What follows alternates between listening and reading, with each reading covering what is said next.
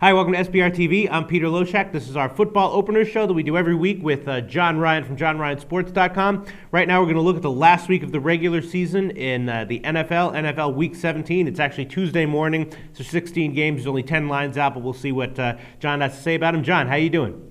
Peter, how about you? I'm doing good. All right, so how'd you do in your thread last week?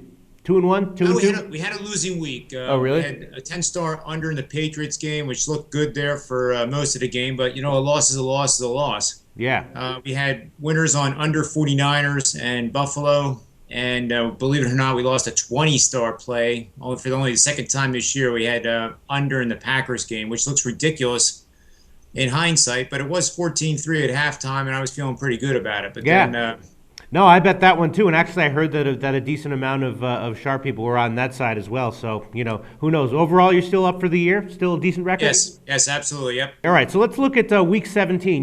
This is an interesting week. A lot of times there can actually be great value once in a while with lines that are way, way off. It's slipping my mind at the moment, like some examples from years past. But I just remember, there's years where there's one or two games that are just way, way off. The sharps pound them, teams like I think there was an Indianapolis Colts game a few years ago that had an obvious, or a Buffalo, was it Indianapolis and Buffalo? I don't remember, but there can be great opportunities in Week 17. It's all situational, There's only 10 lines out at the moment. What do you have to say about this card? Well, based on that thought, Peter, the Tennessee Titans are playing at Houston, and Houston is locked in the 3 seed no matter what the outcome of the game is. So I haven't seen a definitive report yet on who's playing, who's not playing.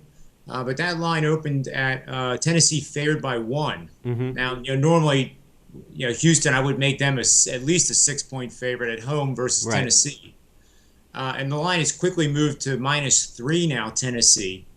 So I think there's a lot of conjecture here going on that Houston's going to be playing, people from the stands more or less, and that draws back to what you said about the Colts and Buffalo several years ago. That game came the closest out of the ones that I looked at quickly to being one of those games, except that, normally I would be on that side, except that Houston's lost 2 in a row pretty badly. They're feeling a little bit shaky, and Andre Johnson's coming back, I've read. So I'm not 100% sure that this is going to be a game where they're just going to throw in the towel. Although, yeah, I do see what you're saying, and I feel like in games like these, the line movement that you see later on in the week is often very telling. Are there any other lines that are out now that you think might move significantly? I think the Jets and the Miami Dolphins game could move quite a bit as well. As we know, the Jets need to win and then get some help. And quite frankly, I think the Dolphins would just love to shut up Rex Ryan and put them out in the street in terms of the playoffs. Yeah. So that line has moved actually, despite the Jets being bet by 65% of the bets being made right now. That line has actually moved in the favor of Miami. Yeah. So you know what that means, Peter? That means the sharps are on the Dolphins, and probably rightfully so. The Jets played some pretty horrific football over the weekend.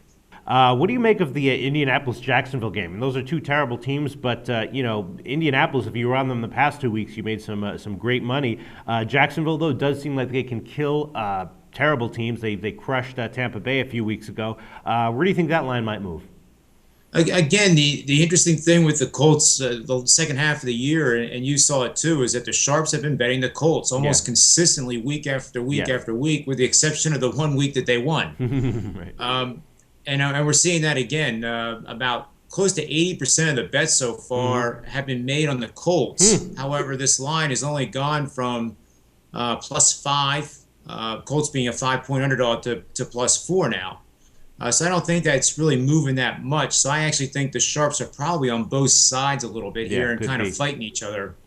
That's a tough game to call just simply because there's, it's a scrimmage now. These guys are looking for the exit doors and start their off-season training and relaxation and whatever it is that they do. Yeah. Speaking of exit doors, what about Washington, Philadelphia? Both those teams are out of the playoffs. Philadelphia, they've been playing well. I anticipated it. I've been on them for the weeks that Vick came back. I don't think I'll be on them this week, though. -9.5. That seemed a little bit high to you? Yeah, it does. It really seems high. And it kind of makes me think that there's some kind of news that we don't know yet in Washington that somebody's or a combination of players are not going to play due to injuries. I even heard this morning, this is strictly not confirmed, that McCoy was not going to be playing for Philly. Yeah, I know. I read that too. Quite frankly, if McCoy doesn't play, then Vick shouldn't play either. Yeah. I wouldn't be surprised if like late in the week there's some news that comes in and the Redskins close at like 5.5 or something like that. It could easily happen. It's definitely, if it's going to move, it's going to go in that direction. Yeah. And then a game that I'm not sure if you have anything to say about it, but the Dallas and the Giants. Giants are a 3-point home favorite. I'm guessing that this line will close right there. I don't think, it might be heavily bet, but if it is, it'll be on both sides. You have anything to say about this game? I do think Dallas played their cards wisely last week. They got a lot of their key players out of the game because that game meant nothing.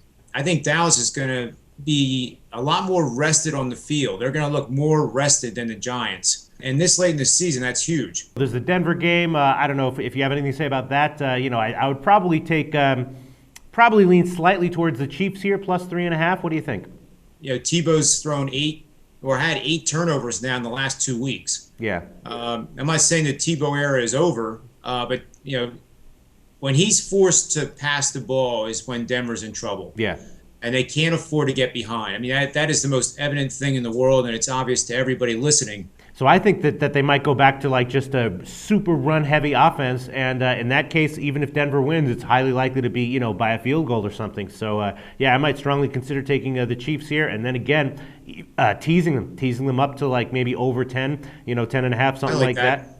All right, okay. I think that just about covers it. John, good luck this week, and I'll talk to you again next week when the playoff lines come out. You got it. Thanks, Peter.